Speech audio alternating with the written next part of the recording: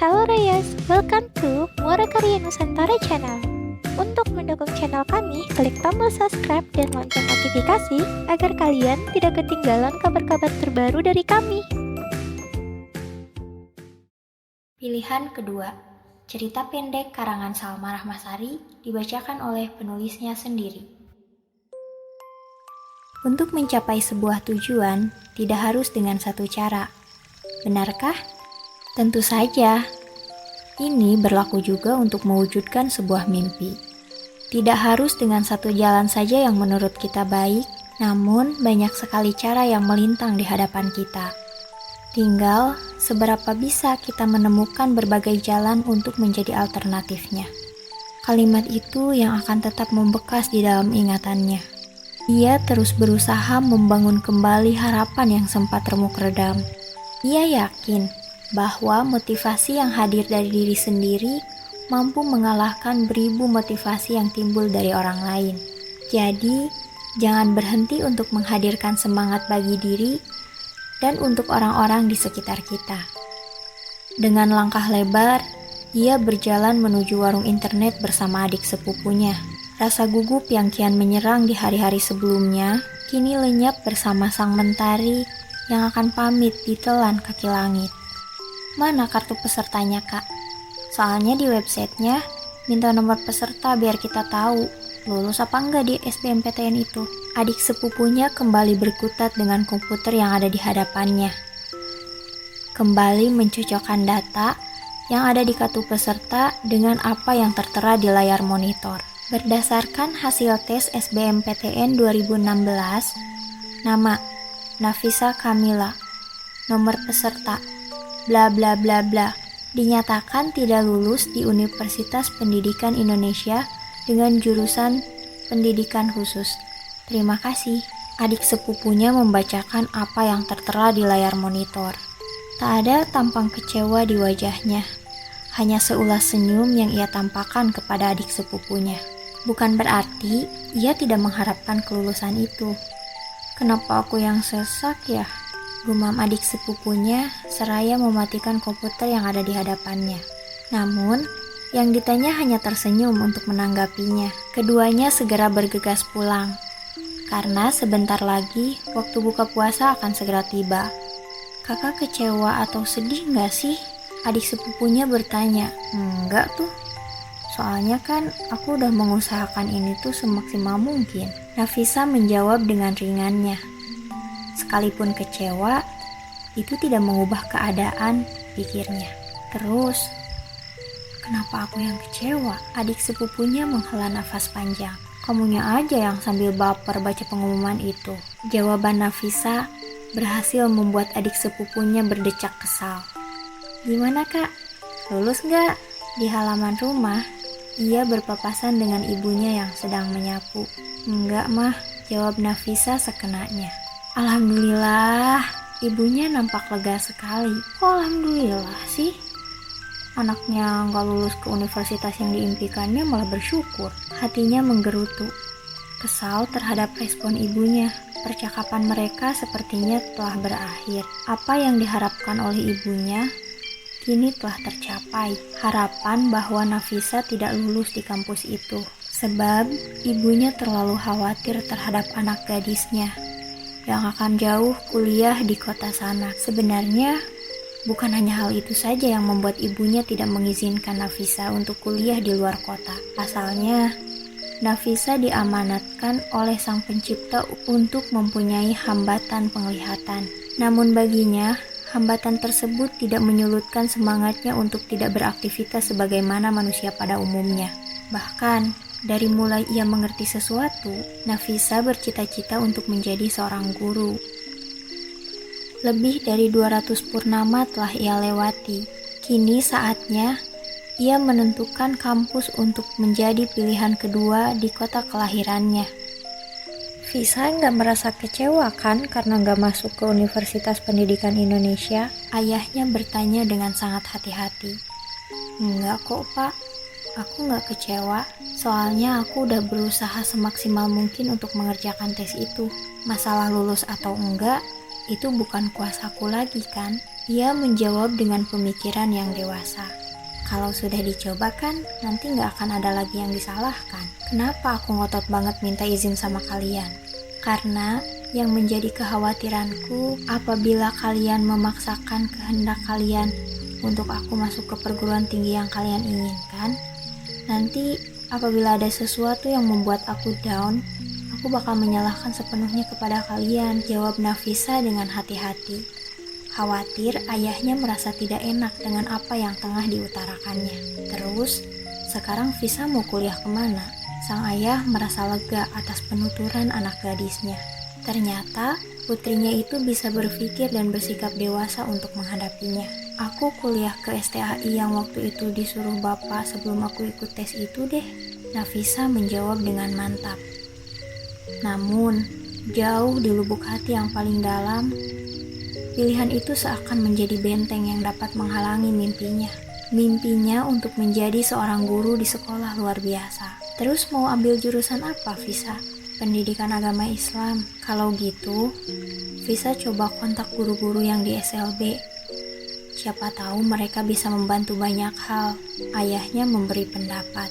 Bapak bukan tidak mau mengurus segala hal yang berkaitan dengan kuliahmu, tapi ketidaktahuan bapak lah yang menuntut untuk menyerahkan segala urusan itu terhadap orang-orang yang mengerti. Makanya Naf, betapa penting sebuah ilmu itu. Kalau tidak berilmu, ya begini jadinya. Serba nggak tahu. Ayahnya berusaha menasehati anak gadis yang sedang duduk di hadapannya. Saat SMA, ia tidak lagi bersekolah di sekolah luar biasa. Ia bersekolah di SMA reguler seperti anak remaja pada umumnya. Itu juga atas usaha keras para gurunya yang ada di SLB, agar Nafisa bisa berkembang dan mempunyai pergaulan sebagaimana anak pada umumnya. Baiknya, ia disekolahkan di SMA reguler, pikir guru-gurunya.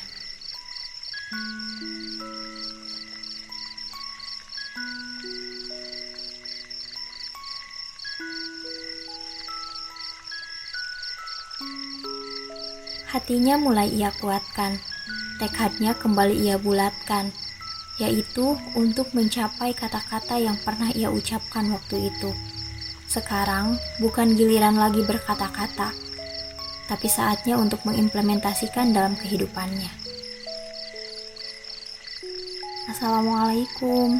Ia memulai percakapan bersama ketua perguruan tinggi melalui telepon. Waalaikumsalam.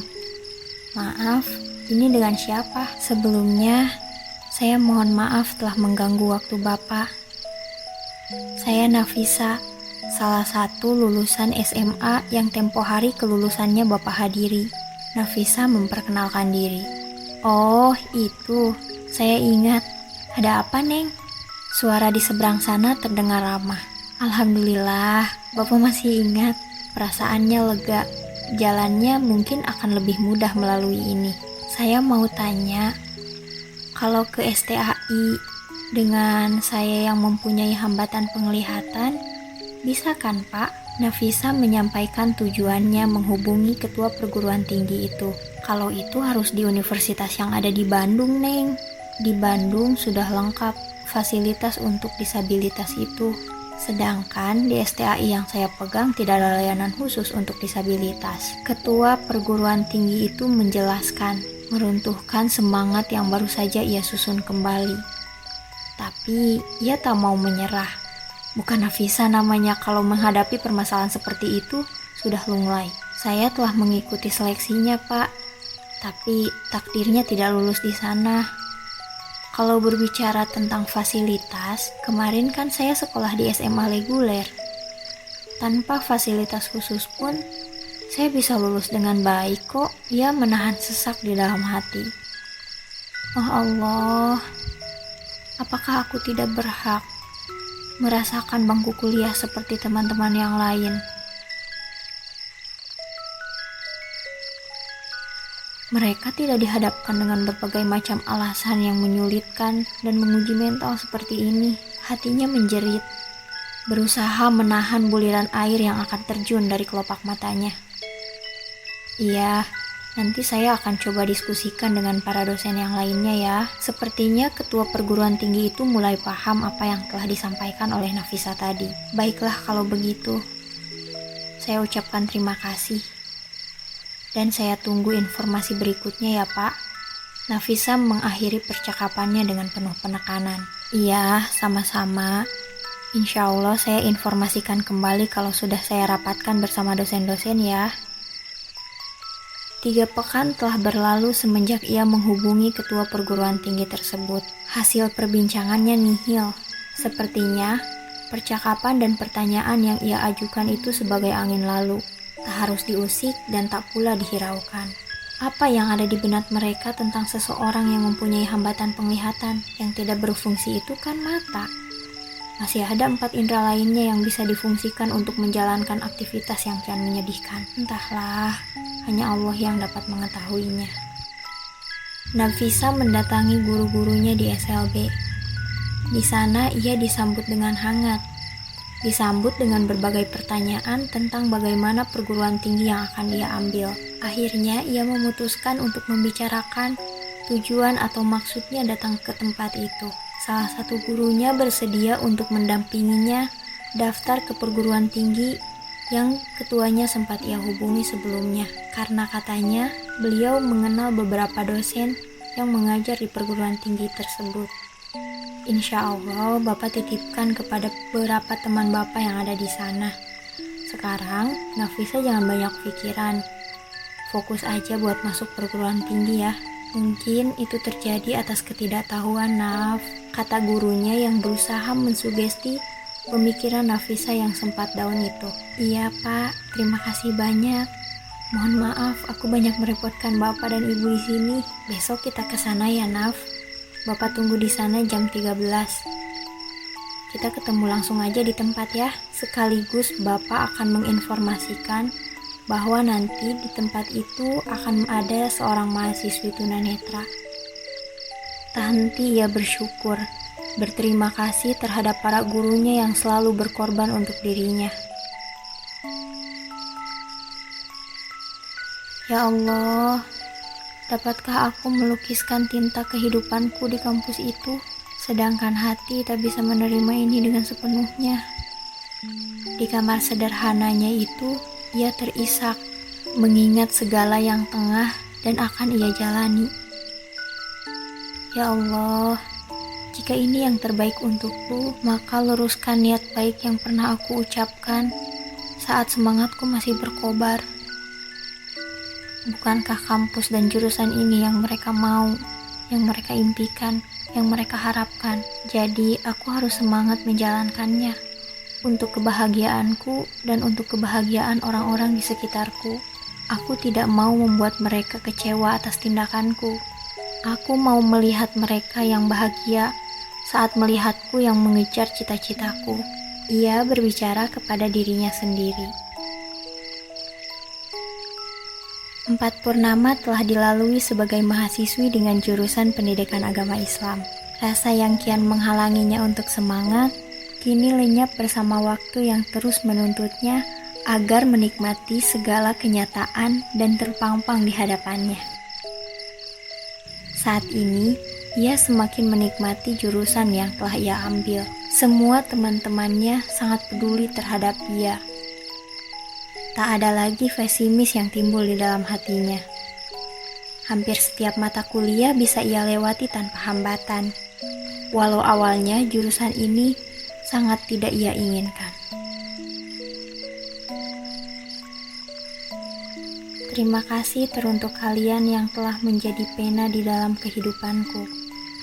Terima kasih banyak untuk guruku yang telah menginspirasiku dengan banyak cinta kasih. Terima kasih juga untuk keluarga yang telah rela berkorban harta, berkorban raga, berkorban jiwa demi aku untuk bisa memberi warna terhadap kehidupan orang lain.